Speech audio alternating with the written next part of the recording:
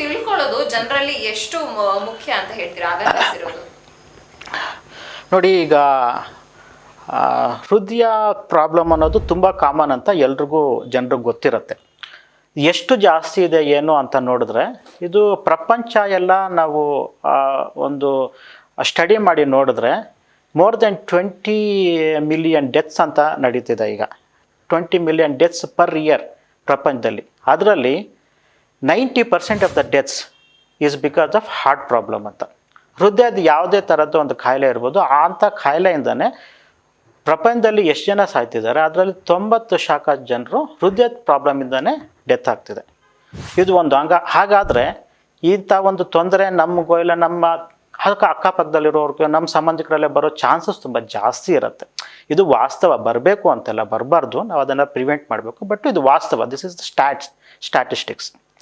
ಇನ್ನೊಂದೇನು ಅಂತ ಹೇಳಿದ್ರೆ, ಹೃದಯದ ಅಂತ ಹೇಳಿದ್ರೆ ಸ್ವಲ್ಪ ಆಘಾತ ಉಂಟು ಮಾಡುವಂಥದ್ದು, ಭಯ ಉಂಟು ಮಾಡುವಂಥದ್ದು. ಹೃದಯದ ಪ್ರಾಬ್ಲಮ್ ಇದೆ ಅಂತ ಹೇಳಿದ ತಕ್ಷಣ, ಇವಾಗ ನಾನೇ ಇರಲಿ, ನನಗಿಷ್ಟೆಲ್ಲ ಗೊತ್ತಿದ್ರು, ಈಗ ನಮ್ಮ ಕ್ಲೋಸ್ ರಿಲೇಟಿವ್ಸ್ಗೋ ಇಲ್ಲ ಯಾರಿಗಾದ್ರೂ ಹೃದಯದ ಪ್ರಾಬ್ಲಮ್ ಇದೆ ಅಂತ ಹೇಳಿದ್ರೆ ನನಗೂ ಆತಂಕ, ಭಯ ಅನ್ನೋದು ಬರುತ್ತೆ.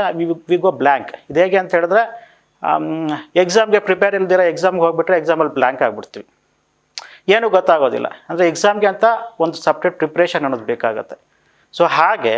ಸೊ ಇದು ಇಷ್ಟು ಕಾಮನ್ ಪ್ರಾಬ್ಲಮ್ ಇರೋದ್ರಿಂದ ನಾವು ಏನೇನೋ ತಿಳ್ಕೊತಿದ್ವಿ ಪ್ರಪಂಚದಲ್ಲಿ. ದಿನನಿತ್ಯ ನಾವು ಅದು ನೋಡ್ತೀವಿ, ಏನೇನೆಲ್ಲ ತಿಳ್ಕೊತಿದ್ವಿ. ಹೊಸ ನಾಲೆಡ್ಜ್ ಅನ್ನೋದು ಕಂಟಿನ್ಯೂಸ್ ಆಗಿ ನಾವು ಪಡ್ಕೊತಾನೆ ಇದ್ದೀವಿ.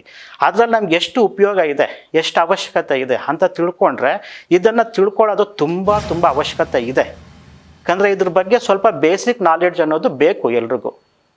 ಆವಾಗ ನಮಗೆ ತುಂಬ ಹತ್ತಿರದವ್ರಿಗೆ ಯಾರಿಗಾದ್ರೂ ಹಾರ್ಟ್ ಪ್ರಾಬ್ಲಮ್ ಆದಾಗ ಅದು ಏನಾಗಿದೆ ಆ್ಯಕ್ಚುಲಾಗಿ, ಅದಕ್ಕೆ ಏನು ಮಾಡಬೇಕಾಗತ್ತೆ, ಇದ್ರ ಬಗ್ಗೆ ಯೋಚನೆ ಮಾಡೋದಕ್ಕೆ, ಡಿಸಿಷನ್ ತೊಗೊಳೋದಕ್ಕೆ, ಇದಕ್ಕೆಲ್ಲ ತುಂಬ ಹೆಲ್ಪ್ ಆಗುತ್ತೆ. ಹಾಗಾಗಿ ಪ್ರತಿಯೊಬ್ಬರು ತಿಳ್ಕೋಬೇಕು ಹೃದಯದ ಪ್ರಾಬ್ಲಮ್ಸ್ ಯಾವ ಥರ ಇರುತ್ತೆ, ಹೃದಯ ಅಂದರೆ ಎಲ್ಲಿರುತ್ತೆ, ಏನೇನೆಲ್ಲ ಕನೆಕ್ಟ್ ಆಗಿರುತ್ತೆ, ಅದರಲ್ಲಿ ಯಾವ ಥರದ ಪ್ರಾಬ್ಲಮ್ಸ್ ಬರುತ್ತೆ, ಯಾವ ಥರ ಅವಾಯ್ಡ್ ಮಾಡಬೇಕು, ಪ್ರಾಬ್ಲಮ್ ಬಂದರೆ ಅದಕ್ಕೆ ಯಾವ ಥರದ್ದು ಟ್ರೀಟ್ಮೆಂಟ್ಸ್ ಅವೈಲೇಬಲ್ ಇದೆ, ಎಲ್ಲ ಅವೈಲೇಬಲ್ ಇದೆ, ಅದರಲ್ಲಿ ಯಾವ ಡಾಕ್ಟರ್ಸ್ ಚೆನ್ನಾಗಿದ್ದಾರೆ, ನಾವು ಎಲ್ಲಿ ಹೋಗಿ ಮಾಡಿಸ್ಕೋಬೇಕು, ಎಲ್ಲಿ ರಿಸಲ್ಟ್ಸ್ ಅನ್ನೋದು ಚೆನ್ನಾಗಿದೆ, ಸುಮಾರು ತಿಳ್ಕೊಂಡು ಆ ನಾಲೆಡ್ಜ್ ಅನ್ನೋದು ಅಕ್ವೈರ್ ಮಾಡ್ಕೊಳ್ಳೋದು ತುಂಬ ಇಂಪಾರ್ಟೆಂಟ್ ಆಗಿದೆ.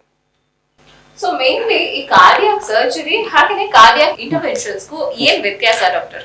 ಇದು ಜನರಲ್ಲಿ ತುಂಬ ಸಾಮಾನ್ಯವಾಗಿರೋ ಒಂದು ಕನ್ಫ್ಯೂಷನ್. ನಮ್ಮ ರಿಲೇಟಿವ್ಸ್ಗೆ ಹಾರ್ಟಲ್ಲಿ ಆಪ್ರೇಷನ್ ಆಗಿದೆ, ನಮ್ಮ ರಿಲೇಟಿವ್ಸ್ಗೆ ಹಾರ್ಟಲ್ಲಿ ಆಪ್ರೇಷನ್ ಆಗಿದೆ, ಅವ್ರಿಗೆ ಹಾರ್ಟಲ್ಲಿ ಆಪ್ರೇಷನ್ ಆಗಿದ್ರೆ ಕೆಲವ್ರಿಗೆ ಹಾರ್ಟ್ ಆಪ್ರೇಷನ್ ಅಲ್ಲ, ಅದು ಬೇರೆ ಥರ ಸರ್ಜರಿ, ಈ ಥರ ಸುಮಾರು ಇದೆ, ಕನ್ಫ್ಯೂಷನ್ಸ್ ಇದೆ. ಸೊ ಹಾರ್ಟು ಮೇಲ್ಗಡೆಯಿಂದ ಹೊರಗಡೆಯಿಂದ ಬಾಡಿಯಲ್ಲಿ ಕಟ್ ಮಾಡಿ ಅಪ್ರೋಚ್ ಮಾಡಿದ್ರೆ ಅದು ಕಾರ್ಡಿಯಾಕ್ ಸರ್ಜರಿ ಅಂತ ಹೇಳ್ತೀವಿ.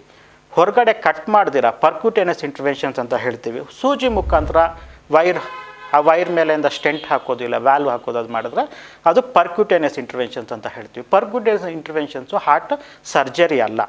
ಅದರದ್ದು ರಿಸ್ಕ್ ಅಂತ ಹೇಳಿದ್ರೆ ಅದು ಸರ್ಜರಿ ಕೆಳಗಡೆ ಬರೋದಿಲ್ಲ ಅದು. ಸೊ ಹಾಗೆ ಹಾರ್ಟ್ ಆಪ್ರೇಷನ್ ಅಂತ ಹೇಳಿದ್ರೆ ಬಾಡಿ ಮೇಲೆ ಕಟ್ ಮಾಡಿ ಮಾಡುವಂಥದ್ದು. ಸೊ ಇದೊಂದು ಬೇಸಿಕ್ ನಾಲೆಡ್ಜ್ ತಿಳ್ಕೊಬೇಕು, ಇದು ಅವೇರ್ನೆಸ್ಗೆ.